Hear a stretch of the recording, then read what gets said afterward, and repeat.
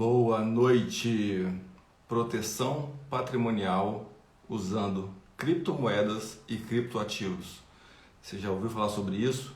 Sei que é um assunto novo, mas o Marcelo já está aí. O Marcelo é especialista em criptomoedas e criptoativos, então eu acho que ele vai dar aí uma boa visão, né, de como proteger o seu patrimônio com criptomoedas. O Marcelo já está entrando aqui na live, já está se conectando e a gente vai fazer uma live aqui incrível sobre esse assunto que eu acho que é muito importante. Fala, Marcelão. Fala, boa noite, tudo bem? Como é Boa que tá, Rafael? noite. Tudo bem? Voltou a internet aí? Cara, eu tô no 4G, tomara que não dê problema nenhum, mas não voltou ainda. Pessoal, eu até liguei no atendimento lá, eles me falaram que estão verificando lá ainda. Tá legal. Já tá Mas dá certo aqui. O Glauco, a Gabi tá por aqui. Legal. Bom, esse é um horário bastante congestionado nas lives aí, mas a gente vai fazer o nosso melhor e daqui a pouco o nosso vídeo aí, a gente vai divulgar ele em várias redes e tal. E a gente não vamos perder tempo. A gente já vai bater um papo aqui. Quem me conhece sabe que eu trabalho com investimentos há 30 anos, há 20 anos profissionalmente, já fui gestor de fundo, de pensão, e minha vida inteira foi procurar bons investimentos para proteção patrimonial de curto, médio e longo prazo, né? E quando eu falo longo prazo, dentro de um fundo de pensão, a gente tem um orçamento lá de 50 bilhões de reais e você tem que fazer a gestão disso para 10, 15, 20, 30, 40, 50 anos. Então, a minha obrigação dentro do mercado financeiro foi sempre buscar a melhor proteção patrimonial para o investidor, com vista nesses problemas que podem acontecer no longo prazo. E como o mercado é muito dinâmico, né, o mercado ele evoluiu muito nos últimos anos, começou a entrar, na verdade já tem algum tempo, né, e está começando a tomar corpo agora, que é a questão das criptomoedas. Então tem toda a questão aí desse conflito com o sistema financeiro.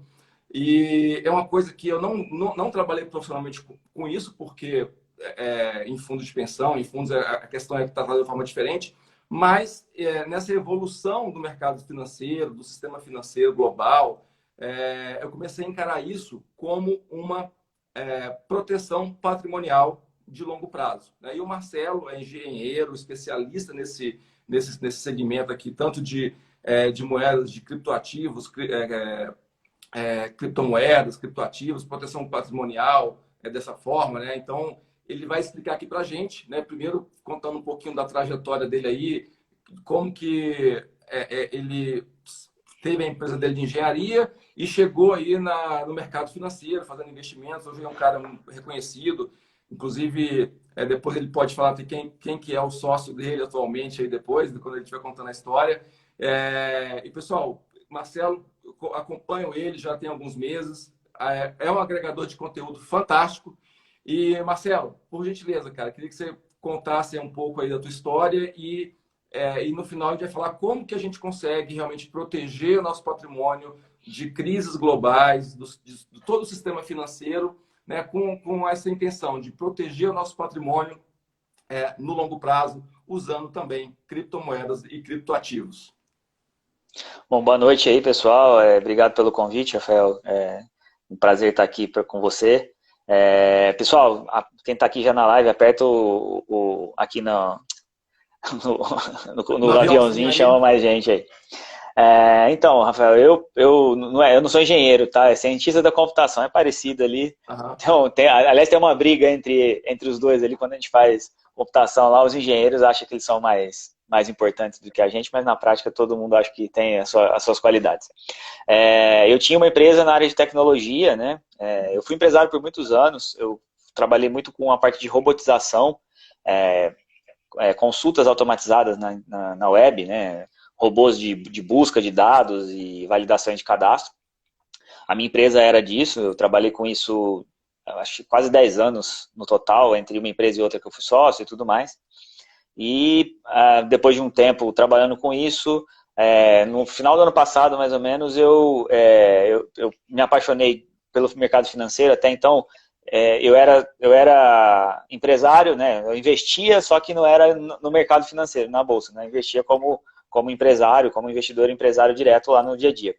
E aí, no final do ano passado, depois de uma série de coisas que foram acontecendo, eu me aproximei do mercado financeiro e eu resolvi vender minha empresa e viver de mercado, viver só do mercado financeiro em geral. E de lá para cá, eu fui me aprofundando, estudando muito. Foi um ano passado, foi um ano de... Eu até entrei para aquele negócio do Clube das 5, vamos acordar cedo, estudar todo dia, lendo muita coisa, estudando muita coisa. Fiz, sei lá, uns 10 cursos já dos principais caras do mercado financeiro. Pude me aproximar de vários deles, né? E até hoje, daqui a pouco a gente fala disso. Mas aí, depois disso tudo, eu acabei migrando de vez para o mercado financeiro. Hoje eu integro a equipe do OpLab, que é um software para opções, né? No mercado financeiro, para simulação de opções e tudo mais. E também tenho minhas funções. Realmente, quando eu trabalhava no mercado financeiro, né, em fundo de pensão, a gente fazia proteção com opções, cara, e eu vejo o OpLab hoje funcionando, né? Eu falei, nossa, cara, isso se existisse há 10 anos atrás seria um presente realmente, é uma ferramenta fantástica. Então você inclusive é um dos desenvolvedores do OpLab, é isso? Desculpa te cortar. Não, imagina, não, eu trabalho como na equipe de desenvolvimento, né? No momento atual eu estou até um pouco distante porque eu comecei a fazer muita produção de vídeo, produção de conteúdo para eles, né, para o OpLab, mas eu ainda ajudo na parte principalmente de background do OpLab, de interface, API, coisas nesse sentido, que é a minha expertise maior, que é o que eu trago de experiência da época de desenvolvedor, porque eu sou de formação, eu sou cientista da computação e fui desenvolvedor desde os 15 anos de idade, né? E aí eu entrei para o OpLab para ajudar principalmente na parte de balanceamento dinâmico, fazendo inclusive a parte de robotização e coisas nesse sentido. A gente está agora fazendo novas atualizações para o OpLab, em breve vai sair versão nova, e nessas versões novas a gente já vai ter bastante coisa aí até se tudo der certo, a gente já vai ter inclusive o roteamento de ordem por dentro do OpLab e robôs lá, né? Mas esse é o assunto da parte de opções, que foi uma parte que eu acabei me aproximando até do Luiz Fernando Roxo, que hoje é meu sócio em algumas coisas.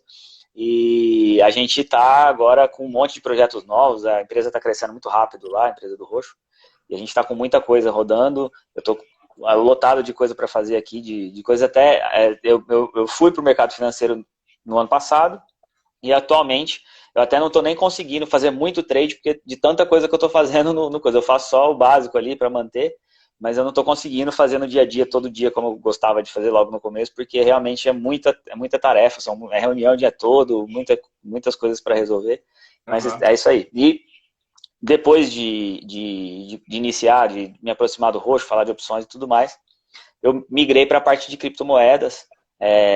Eu já conhecia cripto, né? Eu tive muito contato com a parte de criptografia desde a época da faculdade, lá em 2000.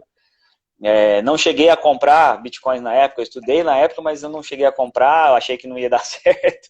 Na época era bem mais fácil, podia minerar, podia fazer outras coisas que tivesse feito e tivesse mantido, né? Mas eu não tinha como o pessoal fala, eu não tinha o mindset desenvolvido naquela época. E aí eu acabei não entrando nas criptos lá naquela época, né? E aí mais recentemente, depois que eu vim para o mercado financeiro, né, definitivamente, aí eu entrei de cabeça nisso, porque é uma área que por eu ser de tecnologia, né, ter feito muita coisa na área de tecnologia, o Bitcoin, as criptomoedas me atraem demais, porque está dentro da minha zona de conforto, né? E, ao mesmo tempo, unem o investimento com a tecnologia. Então, aí eu passei, inclusive, a falar disso, né, publicamente e tal.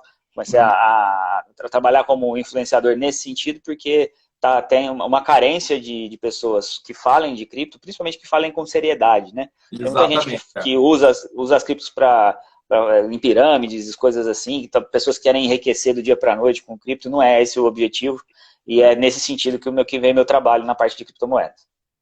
Legal, Bob, obrigado. Pois é, eu também, como você trabalhei no mercado financeiro tradicional, né, durante muitos anos. Alexia, boa noite. O Thales também que entrou aí, o Edson. O Thales também é teu fã, ele também é aluno lá do Roxo e show de bola. Também. E ele gosta muito de você também, cara. Ele tá aqui vendo a gente aí. O Leandro, show de bola. Agora, o Thiago. Bom, então, como a gente falou no começo aqui, essa evolução do mercado financeiro é uma coisa que a gente, na verdade, eu escuto falar até um pouco mais sobre isso, que olha o Thales dando o joinha aí, meu amigo e teu fã também. Ele, Showtime. a gente escutava, né? Eu já li muito livro de finanças, mercado financeiro, e tem alguns autores que falam, que pregam o fim do sistema financeiro, o fim do dólar. Não sei se você já ouviu falar sobre isso, né? Então, que é uma polêmica que o pessoal que está entrando agora acha que é um assunto novo, mas é um assunto bem antigo. Eu li os primeiros artigos sobre isso lá no final da década de 80. E, de qualquer forma, hoje eu já acredito que as criptomoedas e os criptoativos, né, em geral, eles podem fazer parte da carteira responsável, não é igual você falou, não é especulação. Infelizmente, eu já viajei o Brasil inteiro dando palestra, tem aqueles piramideiros, né, que fazem pirâmide, e, cara, isso não é proteção patrimonial, isso não é investimento em criptomoedas, e o Marcelo está aqui para desmistificar como você fazer isso de uma forma correta, né? Marcelo, assim, qual então que seria o caminho para que uma pessoa leiga no assunto consiga começar a se desenvolver, aprender um pouco e ter essa noção da importância da proteção do seu patrimônio com criptomoedas? Pô, aí eu queria que você explicasse também, você vai entender bastante, você que está do lado bem focado nessas diversas criptos aí, quando eu falo de proteção, é o seguinte, pode ser que em algum momento da nossa vida a gente veja um crash tão grande no sistema financeiro que é inimaginável que pode acontecer. E a criptomoeda ela vem como um ativo, né, fora desse sistema, totalmente fora. Não depende dos bancos centrais, não depende da economia, não depende da bolsa. Se a bolsa fechar os seus sistemas, você está com parte do seu patrimônio fora do sistema financeiro, né? O Thales, inclusive, está falando aqui que ele levou ferro aqui numas criptos por conta de uma quebra de uma exchange, né? Então, isso tudo vai entrar aqui no nosso script para como a gente se proteger. Inclusive, depois queria que você mostrasse aquele aparelhinho que você me mostrou. É isso. Começa aí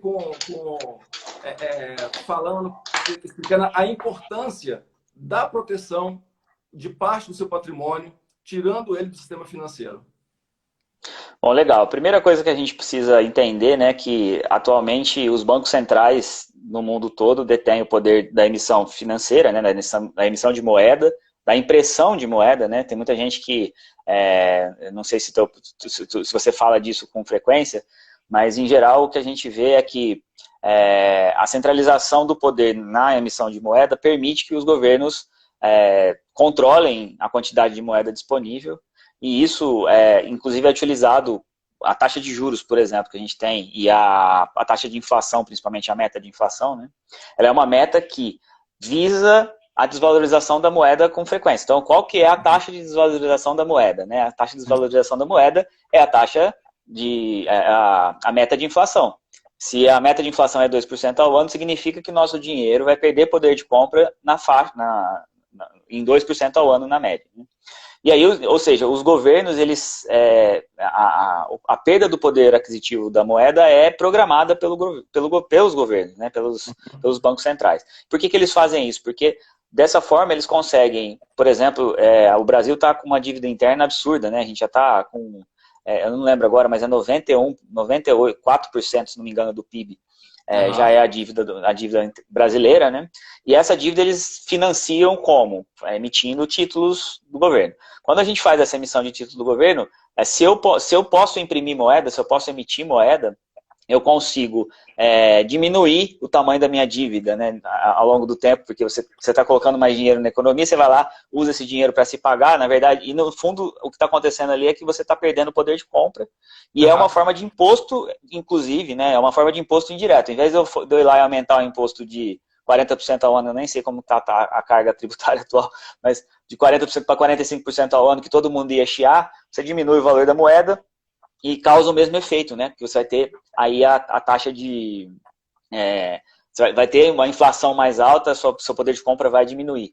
E aí, uma forma que a gente... Uma coisa que você falou dos bancos centrais, né, que o pessoal não sabe, mas agora está uma emissão de moeda absurda na Europa, nos Estados Unidos, ou seja, os governos estão controlando artificialmente a crise financeira, né, na Bolsa, com emissão de moedas. Agora, o pessoal não para para tentar o seguinte, cara, moeda é um passivo dos bancos centrais. né? E todo passivo, uma hora, ele vai ser cobrado. Né? É o que você está falando aí. Exatamente. E aí, a emissão de moeda que está acontecendo agora, ela é para reativar a economia, né? As desculpas são inúmeras, e elas estão causando, inclusive, uma inflação de preços, hoje, não nos preços reais, mas nos ativos, que são ativos reais na Bolsa de Valores, por exemplo, as ações americanas, as próprias ações brasileiras, que acabam sendo beneficiadas pelo dinheiro que é criado lá fora. E, pessoal, quando a gente fala em imprimir dinheiro, antigamente imprimir dinheiro era realmente imprimir cédulas, né? Desde que a gente perdeu o padrão ouro lá em Bretton Woods, depois de Bretton Woods, né? A gente perdeu o padrão ouro, passou a ser só a emissão de moeda, só a emissão de papel moeda. E aí, quando a gente falava de imprimir dinheiro na época, era se o banco precisasse de mais $1 milhão, ele tinha que imprimir $1 milhão em notas lá para poder suprir a economia. Aí as coisas foram andando, hoje a gente já tem dinheiro digital, e a impressão de moeda hoje é simplesmente apertar um botão no teclado de um computador que vai gerar mais moedas, né? Eles fazem, através da compra de títulos da dívida de volta, né? Eles jogam, na verdade, o Banco Central, ele não é que ele imprime a moeda, mas ele compra ativos com dinheiro que não existe, né? E joga no passivo dele, isso aí vira um crédito que ele nunca vai receber, né? Uma dívida que ele nunca vai receber, e acaba sendo a criação de dinheiro é feita dessa forma hoje. E aí, em 2000... E aí, Marcelo, com essa enxurrada de dinheiro que o Banco Central está botando lá na Bolsa Americana, você vê, hoje saiu a notícia que a Apple, ela chegou no valor de mercado que ela é 2,5 vezes todas as empresas na Bolsa Brasileira. Só a Apple, ela é 2,5 vezes todas as empresas na Bolsa Brasileira. E o governo e o Banco Central americano está lá comprando bonds da Apple, né? Que sentido a gente vê isso? Ele está segurando o preço das corporações artificialmente. Né? Então, não tem nem motivo, né? Não tem nem motivo para ele comprar. Exatamente, Ela não tá precisando de dinheiro, e o governo está comprando. Igual comprou da Berkshire Hathaway recentemente, que é a empresa do Warren Buffett. Também não, a empresa está saudável, eles têm $184 bilhões que eles estão parados na conta sem fazer nada, e eles pegaram mais $1 bilhão com o governo nessa emissão. Então, assim, está totalmente fora de qualquer padrão. E aí, nessa linha... O pessoal dá uma enchida aqui na nossa live, pessoal, peço para vocês dar uma curtida e manda um aviãozinho para 2, 3 amigos para entender aqui de proteção patrimonial. Dá essa força para a gente. Vamos lá, Marcelão. E aí, para resolver esse problema, para tentar trazer uma nova forma de tentar resolver esse problema, né, de alguma forma, que é a gente depender dos governos centrais, dos bancos centrais, que cuidam dessa emissão fiduciária e tudo mais.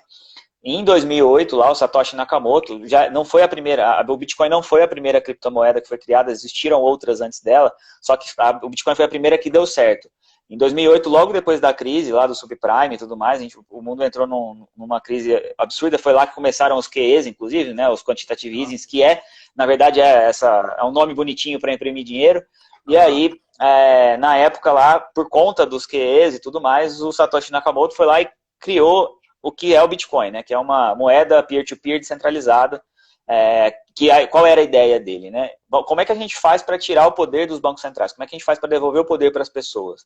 Eu vou criar aqui um modelo descentralizado, onde eu não dependo de uma instituição que garanta aquilo, né? Só para vocês terem uma ideia do que a gente está falando, hoje no Brasil, o Brasil é um país muito cartorário, né? E o país cartorário, por que a gente precisa dos cartórios? Porque a gente precisa de alguém que dê fé pública para as coisas. Então, se eu vou lá e vendo uma casa para o Rafael, ele precisa transferir, né, essa casa para mim. Eu preciso transferir a casa para ele. E aí eu preciso ir num cartório lá para fazer o registro. Por quê? Porque o governo, via cartórios, né, que regula os cartórios, vai falar, não, eu estou falando que o Marcelo vendeu a casa para ele. Então tá tudo certo. E ninguém mais vai poder fazer essa venda depois, né? São 2 motivos, né? Um para garantir que eu fiz a venda, que eu não posso, e que eu não posso vender para outra pessoa, consequentemente. E aí o Bitcoin veio justamente para fazer esse mesmo papel de você ter e no caso ele é um ativo digital, né? O que é mais legal, porque até a criação do Bitcoin, qualquer ativo digital era replicável. Eu vou lá, faço uma música, eu copio a música e transmito para quem eu quiser. Faço um texto, eu copio o texto e transfiro para quem eu quiser. Aí inventaram o Bitcoin, que é um ativo digital que não dá para copiar. E por que não dá para copiar? Porque tem lá a primeira coisa, a história que precisava ser resolvida é a história do gasto duplo. Então, assim, o Bitcoin foi criado na época para fazer isso tudo, e ele consegue garantir que uma vez que eu gastei um Bitcoin, somente esse Bitcoin não é mais meu, eu não consigo, e ninguém precisa validar isso centralmente, né? Eu não tenho um banco fazendo essa validação, não tenho o governo, eu não tenho um cartório, eu não tenho nada. Na verdade, é uma rede de computadores, uma série de computadores que fica o tempo todo fazendo a validação. Então, quando essa rede entra em consenso, a minha transação é validada e eu não consigo gastar duas vezes o mesmo dinheiro. Mais ou menos é por aí que começou a história das criptomoedas, né? Uhum. Já desvinculando do Banco Central, né? Exatamente, exatamente. E como a gente falou aqui, o Banco Central ele pode emitir dinheiro infinitamente, né? Porque ele aperta um botão e ele Isso. multiplica a base monetária.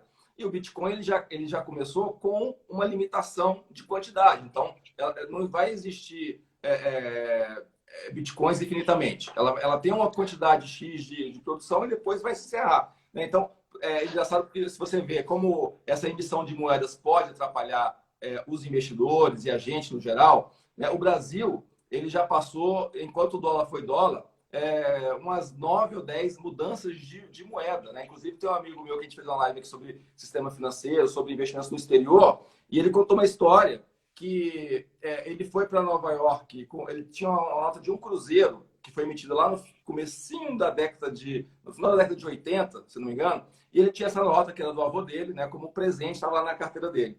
E ele foi para Nova York com a esposa e saindo lá do teatro, lá que ele foi, comeu um cachorro quente e pegou e recebeu um dólar de troco, né? E chegou no hotel, colocou a nota de um cruzeiro e de um dólar perto e viram que elas foram emitidas no mesmo ano.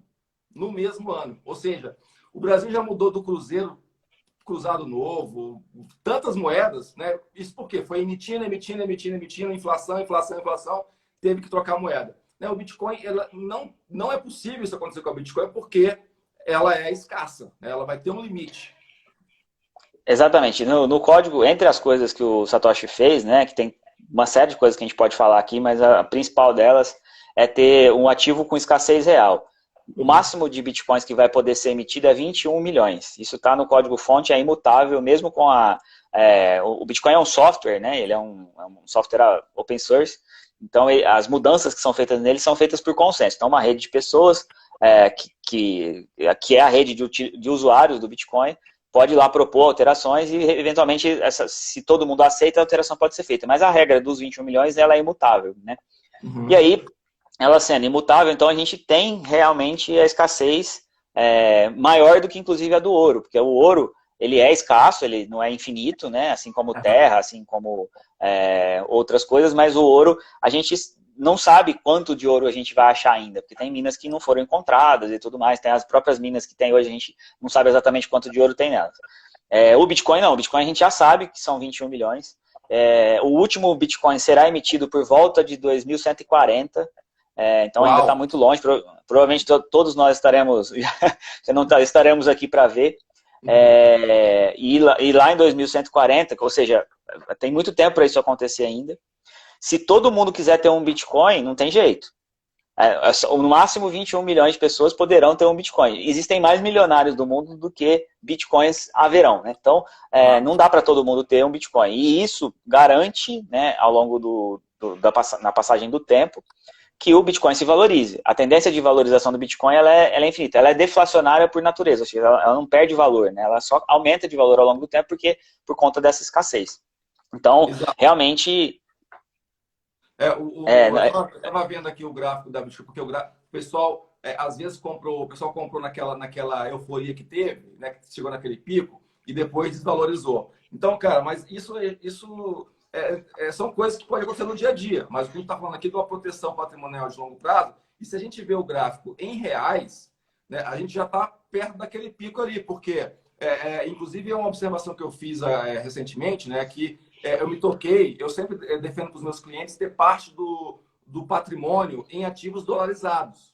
Né? E eu percebi claramente isso, que o Bitcoin é um ativo dolarizado. Então, você também está dolarizando. Por quê? se você pegar o pico do Bitcoin que teve com o valor em reais agora, a gente está mais ou menos perto daquele último pico, porque tem tanto o preço do Bitcoin em dólar, quanto a variação do real dólar, né, que foi contra para a gente. Então, na minha opinião, o dólar ele só sobe, só vai subir.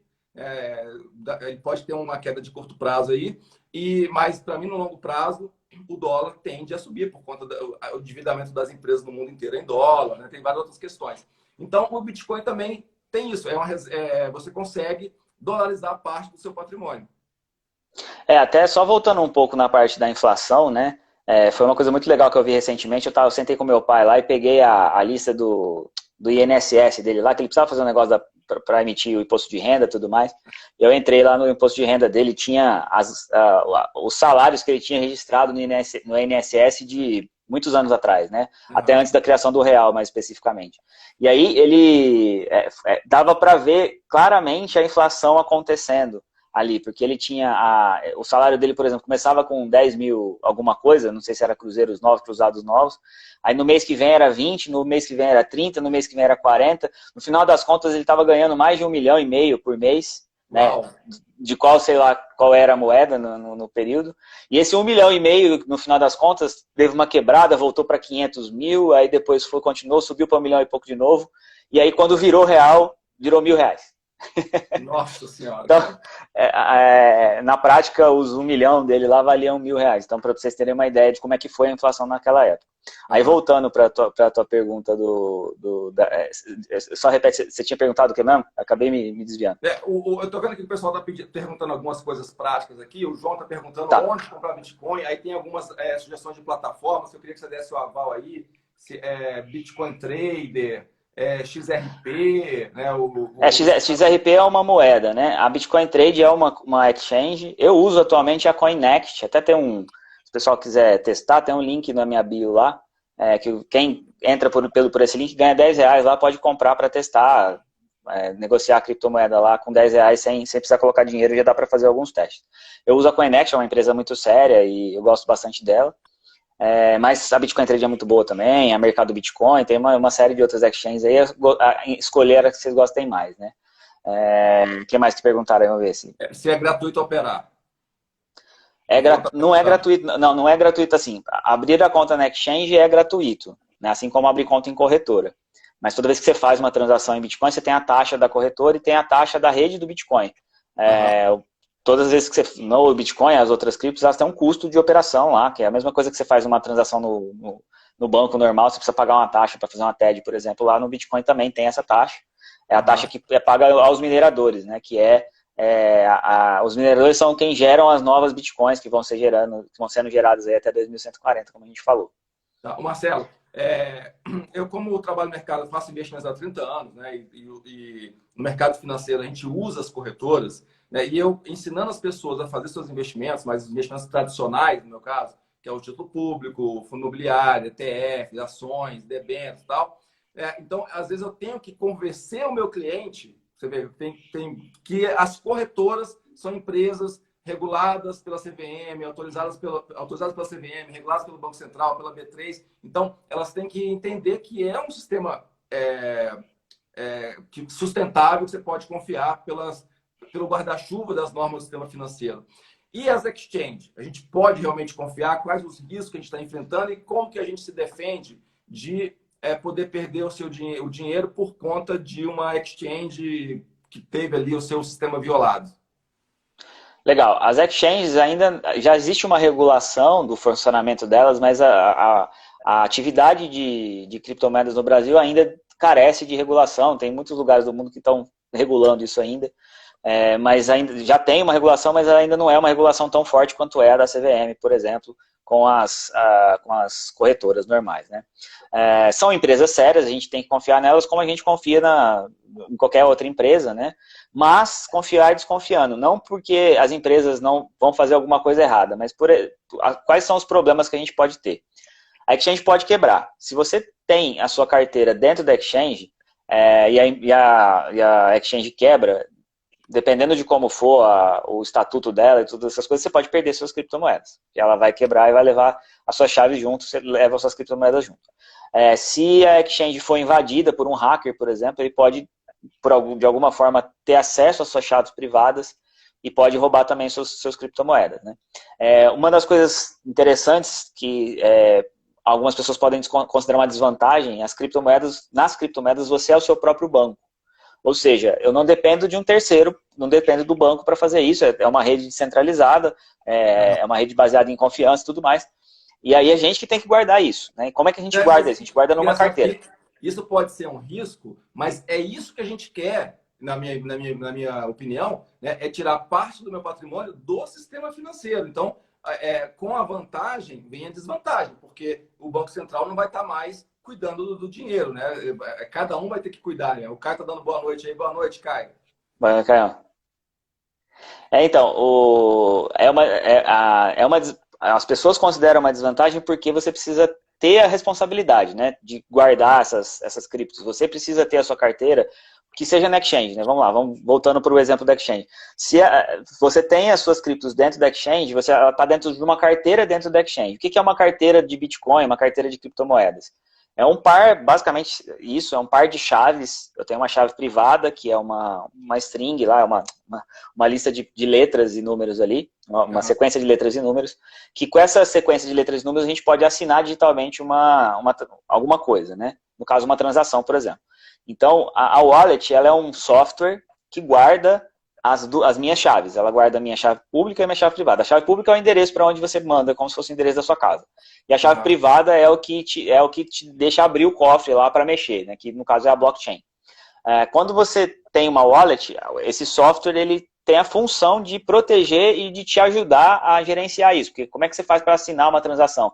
Pô, é uma transação de protocolo lá, é uma coisa complexa, né? Para quem não é de tecnologia, é um negócio absolutamente complexo de entender lá como é que isso tudo acontece por baixo do pano. Então você precisaria fazer essa assinatura digital e tudo mais. Então a gente precisa de um software que faça isso para a gente e as carteiras fazem esse trabalho, tanto de proteger as chaves quanto de fazer a assinatura e permitir que eu faça a movimentação das minhas criptomoedas de um lugar para o outro. Então quando você tem dentro de uma exchange, você cria põe grana lá e compra uma criptomoeda, essa wallet sua está lá dentro da exchange.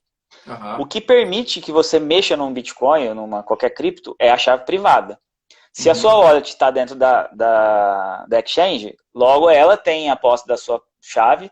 É como se ela tivesse a chave da sua casa. Ela pode entrar na sua casa e abrir a sua porta a hora que ela quiser. Né? Se ela tem a chave da carteira do Bitcoin, ela pode ir lá e mexer no seu Bitcoin a hora que ela quiser. Como são empresas sérias, essas empresas que a gente falou o nome aqui são empresas sérias que a gente já conhece, são reconhecidas no mercado, empresas que têm sócios sérios, pessoas sérias, a gente pode confiar nelas. Mas se alguém invadir, conseguir quebrar todas as camadas de segurança que essas empresas têm e chegar nas nossas chaves, uma vez que ela pegou o Bitcoin, não tem volta.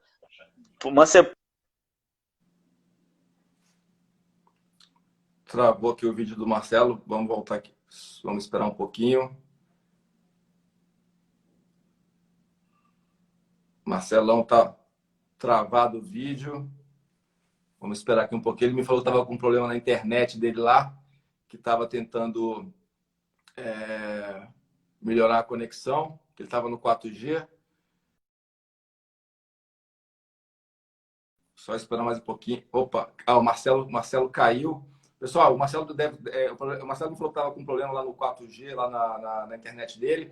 Vamos esperar aqui ver se ele se reconecta, né? E enquanto isso, vamos falar um pouquinho mais sobre por que eu parti para esse caminho também dentro das minhas carteiras de ter um pouco de criptomoeda. Né? Quem me conhece sabe que eu... Opa, o Marcelo já está colocando aqui a solicitação.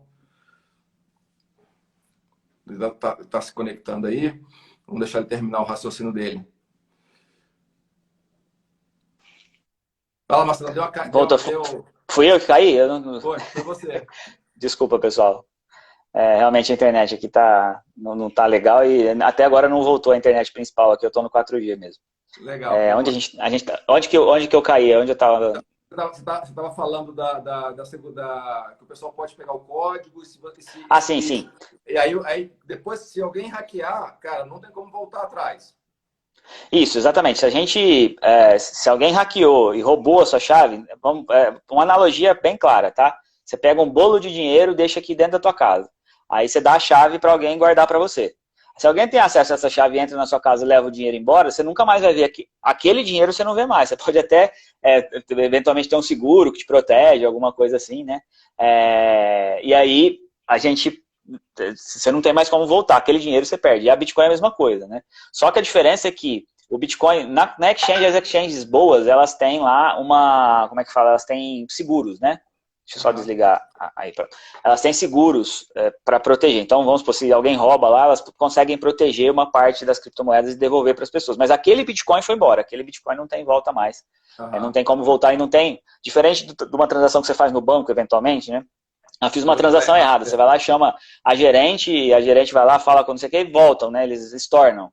No Bitcoin não tem isso. Se você transferiu para uma carteira, quem é o dono daquela carteira só que pode devolver para você se ele quiser ou não. Então, e aí, tudo isso é importante a gente saber como funciona, porque a gente precisa ter o controle disso com a gente. Voltando para a parte de segurança, então, a gente tem as exchanges que fazem esse trabalho, elas são sérias e tudo mais. O Cabral, um abraço, Cabral. Ele tá vendo teu violão lá no fundo, vendo minha guitarra aqui, a gente fez uma live, a gente fez um podcast ontem, e aí ele trouxe uma guitarrinha dele lá para poder... Vamos montar uma banda aí, criptoativos, alguma coisa assim. Então, a segurança da exchange, ela tá lá, você precisa... Só que o que a gente faz para ter a posse desse dinheiro pra gente e aí entrar no tema principal, que foi o que você falou, né? Se eu tenho uma carteira minha, que fica no meu computador, ou fica num dispositivo igual a esse aqui, que é uma hard wallet, que é o nome disso aqui. Essa aqui é uma Trezor One, é um hardware que faz, ela guarda a carteira aqui dentro. É ela que faz o processo de assinatura digital, aquilo que a gente estava falando antes. E para fazer esse processo de assinatura, eu preciso, inclusive, se vocês olharem aqui, tem 2 botõezinhos aqui, né? Para eu fazer uma transação, eu preciso apertar esse botão aqui. Se eu não apertar o botão, ela não faz a transação. Por que isso aqui é tão seguro? Porque se mesmo que um hacker invada meu computador, ele tem acesso à minha senha, ele saiba tudo que precisa, ele precisa desse hardware aqui conectado no computador e ele precisa apertar o botão para conseguir levar as criptos. Então, essa é a forma mais segura, né? Mas só para... Então, Marcelo, o Thales falou que no começo que ele levou um ferro por conta ele tinha uma exchange fora do Brasil e tal, e foi invadida. Foi falta de ter, então, o teu backup num aparelho como esse. Então, quando você me mostrou, pô, eu fiquei... o Marcelo tá falando para entrar aqui na banda também. Então, eu fiquei, porra... Aí que eu enxerguei mesmo como que você pega o teu patrimônio e tira totalmente do sistema financeiro, inclusive com um aparelhinho, cara, que ninguém pode acessar esse aparelhinho se não te roubarem de você. Aí é que é a responsabilidade do usuário de ter 2 ou 3, fazer um backup, guardar em lugares diferentes, porque aquilo ali, isso aí vale dinheiro, né?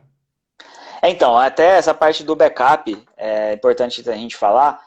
Quando você tem ou você está com o teu Bitcoin na exchange, que é uma carteira lá, ou você está com ela aqui na hardware, na hard wallet, né? Ou na sua wallet, pode ser uma no seu celular mesmo, no computador, tá? Elas são menos seguras do que essa daqui, mas elas também funcionam e ela fica com a posse fica sendo sua. Em qualquer dessas situações aí, se a cripto tá lá, ela não tá aqui. Então não é um backup dessa forma, né? Aí, não é um backup. Ele tá dentro do aparelhinho e pronto, né? Inclusive, o Marcelo está perguntando se esse hardware é opcional e o João está perguntando onde que compra esse aparelho.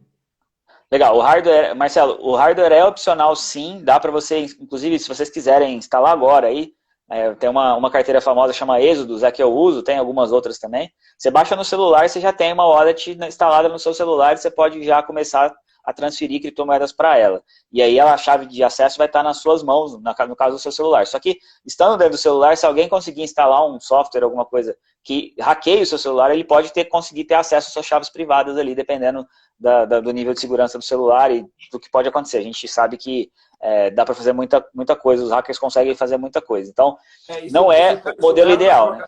Eu já vi acontecer, o cara tem um celular, aí vai trocar de celular, né? Compra um novo. E não transfere, perdeu também, né?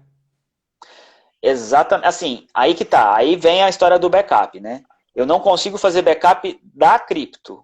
Até porque, é importante dizer isso, a criptomoeda não fica na carteira.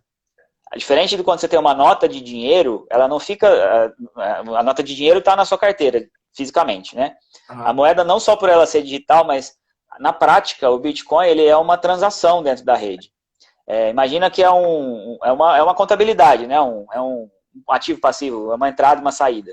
Quando a mineração acontece, nasce um Bitcoin lá dentro, ou seja, nasce uma transação, que é uma transação chamada de Coinbase. Essa transação, quando o bloco é fechado, o minerador que fechou esse bloco ganha hoje 6,25 Bitcoins. Né? Então, aparece lá na carteira dele. É uma transação de 6,25 Bitcoins creditando. Ali nasceu um Bitcoin. E quando ele faz uma transação, ele não transfere o Bitcoin. Na verdade, ele faz uma transação de... contábil mesmo, né? Sai daqui, foi para cá, e aí debitou daqui e creditou ali, então eu sei quanto que tem. Então, na prática, o Bitcoin não existe, né? Ele não é palpável, não só por ser digital, mas ele não existe como um ente único, assim, né? O que tem lá é um registro, e aí como todos os registros são validados, é feito via blockchain, por milhões de computadores fazendo essa validação, é impossível você hackear esse processo. Inclusive a blockchain mesmo, que é onde fica guardado os bitcoins, nunca foi hackeado. Né? Nunca conseguiram hackear. O que conseguiram hackear foi o que está em volta da blockchain, né? São os periféricos, que é as exchanges, uma carteira específica e tudo mais. Até estava falando da menina que eu acho que foi isso que eu estava falando na hora que eu caí. Uma menina me procurou falando que ela tinha uma carteira na blockchain.com. Inclusive, pessoal, blockchain.com, fujam dessa, tá? Blockchain.com, ela é um site até legal, dá para ver um monte de coisa, eu uso ela para ver algumas informações lá. Mas como o wallet, muita gente já hackeou lá, já perderam muitas criptos. Essa menina me procurou, ela tinha um Bitcoin, mais algumas criptos lá, ela perdeu 70 mil reais. Uau. Em alguns minutos, né? Coisa de alguns minutos. Invadiram a carteira dela, começaram a transferir, aí ela não tinha mais acesso. Marcelo, então o negócio é ter esse aparelhinho que você mostrou pra gente aí. Então, aí que tá. Esse aparelho, ele não é barato. Ele vai custar em torno de 450 reais aqui no Brasil. E pode custar até 1.500, dependendo do modelo que você tem, porque tem modelo que tem mais funcionalidades, mais criptomoedas que ele aceita e tudo mais. Então, assim, se você vai ter 100 reais em cripto, né? Você está colocando 100 reais em cripto, não faz sentido você comprar um aparelho desse. Você tem 1.000 reais em cripto, já começa a fazer sentido, mas ainda assim, você está falando de 50% do que você está colocando ali. Aí você tem que ver se vale a pena o risco, né? Eventualmente, assim, se você não quer ficar exposto ao risco da exchange, transfere para um computador, então, coloca no teu computador. Aí tem umas formas que o pessoal costuma usar de colocar no computador, eles jogam isso num hardware externo, né? Coloca num HD, o arquivo da wallet num HD externo e tudo mais. Voltando só rapidinho, de novo, a gente não tem o backup da carteira, a gente não tem o backup das criptos, na verdade. Mas eu posso ter um backup da carteira. Como que uma carteira é criada? Né? A carteira é criada com uma chave privada, como a gente já falou, uma chave pública. Para gerar essa chave privada é usado um algoritmo aleatório, é um algoritmo de computador que faz lá um processo criptográfico que gera a chave. E esse processo ele usa uma lista de palavras semente. E com essas palavras semente, se eu tiver normalmente tem entre 12 palavras e 24 palavras, dependendo do tipo de software que você está usando, do algoritmo que gera, né? Com essas palavras eu consigo voltar a recriar a minha chave privada, porque ela é usada, é uma semente que a gente chama, né, em algoritmos, é uma semente lá aleatória, essa semente, com as palavras eu consigo voltar na semente, voltando a recriar a minha chave privada, eu consigo voltar nas minhas chaves públicas e eu volto a ter acesso na blockchain. Então, quando a gente tem uma carteira, inclusive essa aqui, eu tenho minhas 12 palavras guardadas ali no meu cofre.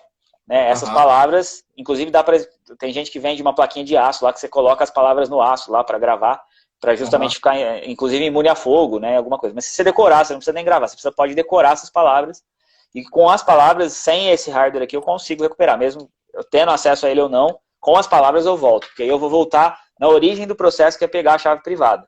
Hoje, com essa carteira aqui, ela guarda a chave privada. Ela está sob a minha posse, mas eu não consigo saber qual é a minha chave privada. Eu não tenho acesso a ela. A chave privada, quem tem acesso é a própria carteira aqui. Ela que cuida disso para mim. Se você tem acesso à chave privada diretamente, logicamente, fica mais fácil dela poder ser roubada. Então, é o caso, inclusive, de uma software wallet, que você poderia, abrindo o software, conseguir chegar na sua carteira. O software, por exemplo, que eu uso, que é o Exodus, é uma carteira digital que fica no meu computador, eu tenho uma senha para usar ele. Então, para eu conseguir acessar ele, eu tenho essa senha. Se alguém descobrir, hackearam meu computador e acharam a senha, já era. O que tiver de criptomoeda nessa carteira específica, conseguem roubar com facilidade. Entendi. Então tem que ter os cuidados. Agora, tá me ouvindo aí? Tô ouvindo, pode falar. Tô dando uma lida aqui nas Eu mensagens. imaginei que, quando eu falo de proteção patrimonial assim, no longo prazo, a gente vê situações como que aconteceram, por exemplo, na Argentina, que teve o confisco do dinheiro, o pessoal tinha dólar no banco, o dólar é a moeda forte, mas foi confiscado também, tinha limite de saque. Na Venezuela também, a inflação corroeu todos os ativos. Então, se tem um confisco de toda a moeda, de todo o sistema, e o cara vai sair vai sair do país, né? Vai sair do país e quer levar o dinheiro. Cara, ele decora, ele não precisa nem ter o aparelho, ele decora as palavras na cabeça, sai e aí acessa um sistema em algum outro lugar e ele consegue ter acesso ao dinheiro dele. É isso mesmo? Está certo esse raciocínio? Exatamente. Até a gente conversou a respeito disso antes, né? O Bitcoin, ele tem uma das funções dele é você poder ser anônimo. É possível você ser totalmente anônimo dentro da rede do Bitcoin, porque as carteiras elas não são nomeadas, não tem um dono. O dono é quem tem a chave privada, né? Se você tem a chave, você é dono. Né? Não tem nada que tenha um registro lá falando, isso aqui é do Marcelo e tal. E aí a gente, por ser assim, né? A gente pode sumir do sistema. Hoje, quando você deixa o dinheiro na exchange, que é o melhor ponto para começar a comprar criptomoedas, né? Se o governo quiser, ele pode ir lá e bloquear esse recurso, por exemplo. Você sofreu uma ação judicial, te processaram lá por algum motivo, o juiz vai lá e manda bloquear e confisca os seus bitcoins. Porque hoje a legislação brasileira já permite fazer isso. Se você está com isso aqui, não é possível, não tem jeito nenhum, não existe nem tecnicamente, nem por força de lei, nem por nada, uma forma do governo tirar isso aqui de você, por exemplo. No governo, ou seja, com quem for. Aliás, se o cara tiver aqui ele, com uma arma na sua cabeça, se você der a senha e fizer, ele tira de você, mas mesmo ele tendo acesso a isso aqui, sozinho, ele precisa saber a tua senha, então tem uma série de questões de segurança aqui. Então é impossível. O governo não consegue tomar isso da gente. E ele não conseguindo tomar isso da gente é uma proteção, aí voltando, né, ao assunto principal, né? O Bitcoin é sim uma proteção contra os governos. Porque se acontecer no Brasil o que aconteceu na Venezuela, se acontecer no Brasil o que aconteceu na Argentina, onde existe confisco, onde existe impressão de dinheiro, como está fazendo na Argentina, que a impressora não estava dando nem conta, né? O número de notas, a inflação estava tão alta que o número de notas não era suficiente para suprir a economia. Se acontece isso no Brasil e você tem Bitcoin, o governo não consegue tomar isso de você. Aí, vamos supor que, tá bom, você tem esse hardware aqui, você fala assim, não, eu vou sair do Brasil, vou para a Estônia, que é um país com liberdade e tal, e lá eu vou usar meus Bitcoins. Aí você pode ser revistado e vão te tomar isso aqui, eventualmente, ou vão saber que você está levando, né? Mas aí você não precisa, você pode até largar isso aqui no Brasil e falar, não vou levar. Decora as 20 palavras lá, as 12 palavras, dependendo da carteira que você tem, e vai embora com a mão no bolso, só com o teu passaporte, some, vai embora do país, e chegando lá você consegue pegar de volta. Mesmo com bloqueio judicial, viu, Honorato? Não dá para tomar o que está nessa carteira aqui, o que está na sua carteira pessoal, não tem como o governo tomar. O que dá para fazer é na exchange. Na exchange sim, porque a exchange, ela que está com a sua carteira. Isso aqui, a carteira, inclusive, assim, existem, acho que, se não me engano, são 5 ou 6 milhões de bitcoins que já não existem mais, que foram perdidos. Os bitcoins que começaram lá, das pessoas que fizeram no começo, HDs que perderam na época, porque não valia nada no começo, né? Ninguém não tinha valor nenhum.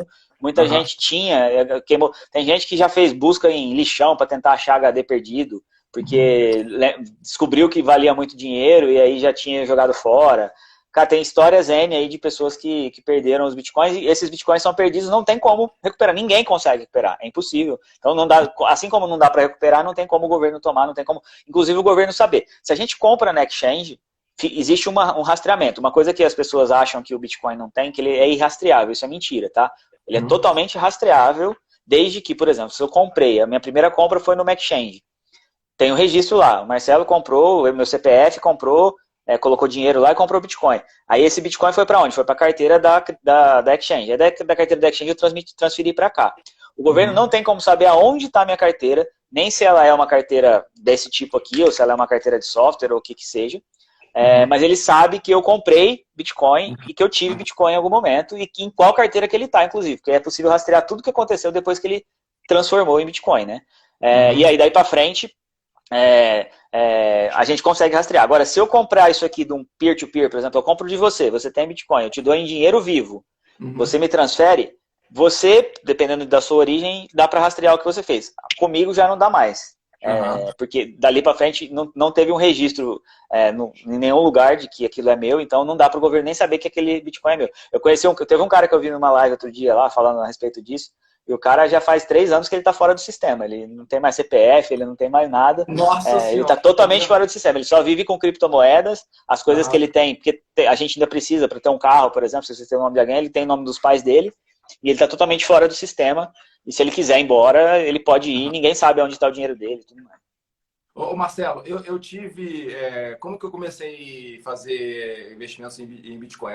Eu tenho conta numa corretora fora, na Dinamarca, e na época, os ETFs de Bitcoins foram proibidos nos Estados Unidos, estava uma briga, acho que até já começaram a liberar, mas na Nasdaq de Estocolmo, tem ETF de Bitcoin e Ethereum, né? Então eu compro por lá e eu recomendo meus clientes também para ter essa reserva. Porque realmente, você pega toda a valorização, pô, naquele pico lá, eu lembro que teve um lote que eu comprei que subiu 400%, né? Depois caiu tudo. Então, você consegue estar dentro do ativo Bitcoin, que é também que a gente falou aqui, que é dolarizado.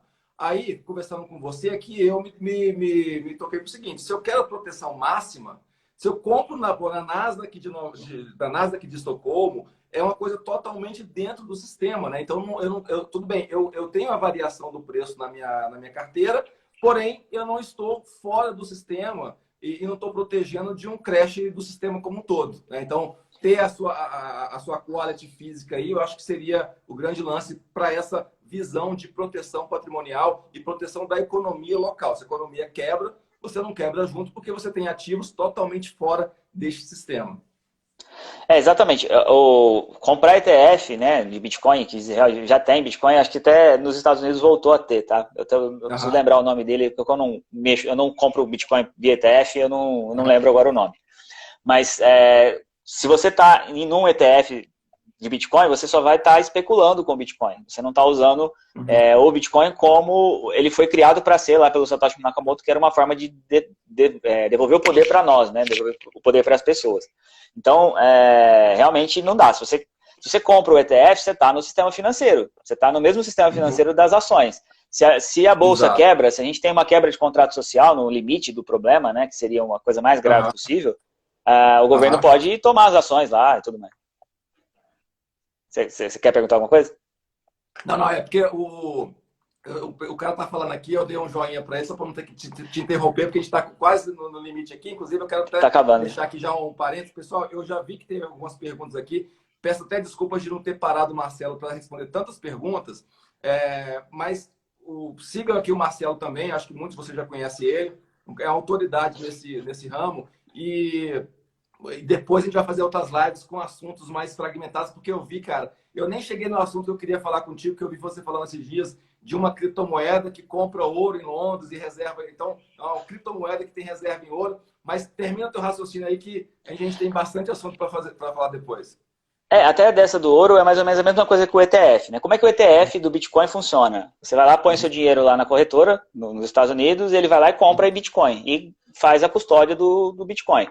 A do ouro é a mesma coisa, só que aí a gente está mudando um pouco de lugar, né? Nesse caso da do ouro, a gente já está falando de uma criptomoeda, a gente saiu do sistema financeiro tradicional e foi para uma criptomoeda, que é um token lá na rede, que compra ouro e guarda ouro, no caso lá em Londres, né? Mas aí a criptomoeda, apesar de ser uma cripto, está fora do sistema, ela depende do ouro que está dentro do sistema. Ela usa a custódia física lá de uma empresa. Inclusive, isso é uma discussão que a gente pode fazer longa aqui a respeito do ouro, porque até o Maurício Bellinello, que estava aqui agora há pouco, não sei se ele está aí ainda, não sei se ele já postou isso também, mas ele falou que ia postar alguma coisa nesse sentido. O Gold lá, que é o... Eu mandei a pergunta para ele, se a gente pode confiar eternamente nesses ETFs de ouro e tal. Eu mandei a pergunta para ele. Então, ele falou, né, o GLD mesmo, atualmente, ele está alugando ouro de uma empresa em Londres também, porque não Uau, tem mais ouro para comprar. Olha a loucura. O GLD loucura. está alugando ouro. Quem garante que essa empresa lá que está fazendo isso não está alugando para o cara que está fazendo o Bitcoin lá, Exatamente. o Pax Gold também, né? Então, assim, o mercado financeiro pode a qualquer momento ter uma crise absurda aí, parecida com 2008, e aí isso pode gerar uma série de problemas. A gente precisa se proteger das N formas possíveis. Quer ter Aham. ouro? Um pouco de ouro físico é importante ter, como o Roxo fala lá, é ouro no fundo da parede, uma carteirinha de Bitcoin dessa aqui, né, um pendrive com Bitcoin e um revólver, né, para se proteger, porque seria o caos total, né. Se a gente tivesse um apocalipse zumbi, né? Seria, é esse kit, né? Moedas de ouro, um negócio de Bitcoin e uma escopeta. O Marcelo, teu xará, perguntou aqui se um dia a gente vai poder fazer compra de breja, né? De cerveja com Bitcoin. A gente já tem compras. Eu fui assinar o HostGator ou alguma coisa assim, uma hospedagem que eu poderia pagar com Bitcoin se eu quisesse. Então, já existem negociações com Bitcoin. Agora, de você pagar uma cerveja no boteco, acho que pode demorar um pouco mais, né, Marcelo? Tem um problema no Bitcoin hoje que uma transação demora cerca de 10 minutos para ser validada, né? Ela pode demorar um pouco mais, um pouco menos. Mas por ser 10 minutos, você não ia conseguir na padaria pagar o pão com o Bitcoin. O Bitcoin ficou muito grande para isso, né? Existe uma série de coisas que estão querendo implementar lá numa rede Lightning, lá, que é uma rede do Bitcoin que vai ser mais rápida essas transações, mas o objetivo não é esse. O que dá para fazer ainda é, usando o sistema Fiat tradicional, você deposita Bitcoin numa empresa, ela emite um cartão de crédito para você, e com esse cartão de crédito você tem um crédito lá e ele é atrelado ao preço do Bitcoin. Quando você gasta, você está gastando em dólar ou em real, né? E aí depois ele debita da sua conta do Bitcoin. Na verdade, ele debita da sua conta de Bitcoin, né? Que ele já tem o controle ali, você tem um pouco Aham. menos. No final você pagou em dinheiro normal, você não pagou em Bitcoin, não dá. Mas tem empresas, tem vários lugares que aceitam assim, o pagamento não só em Bitcoin, como em outras N criptos aí, que você pode usar. Tem algumas criptos que são mais rápidas essa transação, então dá para usar no dia a dia, né? Aham, legal. Pessoal, vai entrar aqui nos finalzinhos, faltam 3 minutos. Peço encarecidamente que vocês compartilhem aí essa live, manda um aviãozinho para alguém, vai ficar salvo aqui no meu IGTV, aqui na minha timeline, aqui do Mentor Fim. Né? Depois vai subir para o YouTube também. Então, dá essa força aqui para o canal, de dar essa compartilhada. Eu acho que é muito sério e muito importante a gente está fazendo nosso dever de casa aqui. A maioria das pessoas aqui são investidoras, estão procurando ter alguma reserva financeira para se proteger de crises. E eu acho, sinceramente, que as criptomoedas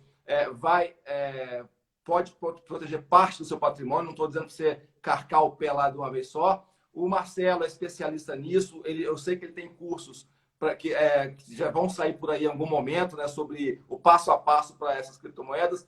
Marcelão, eu quero te agradecer e deixar com você aí as palavras finais. Legal, obrigado pela oportunidade aqui. Espero que eu tenha conseguido passar um pouco do que é isso, né? Porque a gente teve que começar do zero, mas é muita informação para começar do zero para explicar. Realmente é Aham, um assunto, infelizmente é um assunto complexo ainda hoje, né? Por ser de aham, tecnologia e tudo mais. Mas a gente precisa começar a falar do assunto, precisa todo mundo entender o que são as criptos, como é que usa, para que serve, como é que paga. aham. E a gente vai conseguir ter uma independência maior e no futuro aí ter mais liberdade, que acho que é o principal de tudo, né? Obrigado Aham, pela oportunidade. Quem quiser me seguir aí, Marcelo H. Paz, uhum. aqui no Instagram, e contem comigo. Se alguém tiver alguma dúvida, pode me mandar lá no direct que eu respondo com o maior prazer. Legal. Então acompanha o Marcelo. Qualquer dúvida, Elisete, é sobre criptomoedas, como proteger seu patrimônio com criptoativos. O Marcelo é engenheiro da computação, né, e especialista nesse assunto.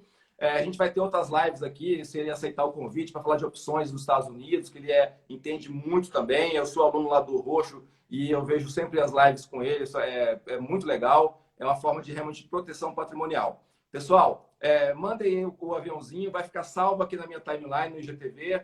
E se tiver alguma dúvida, manda um direct para o Marcelo, que eu tenho certeza que é um cara fenomenal e vai te dar toda a atenção. Marcelo, obrigado. Pessoal, boa noite e até a próxima. Valeu, pessoal. Boa noite.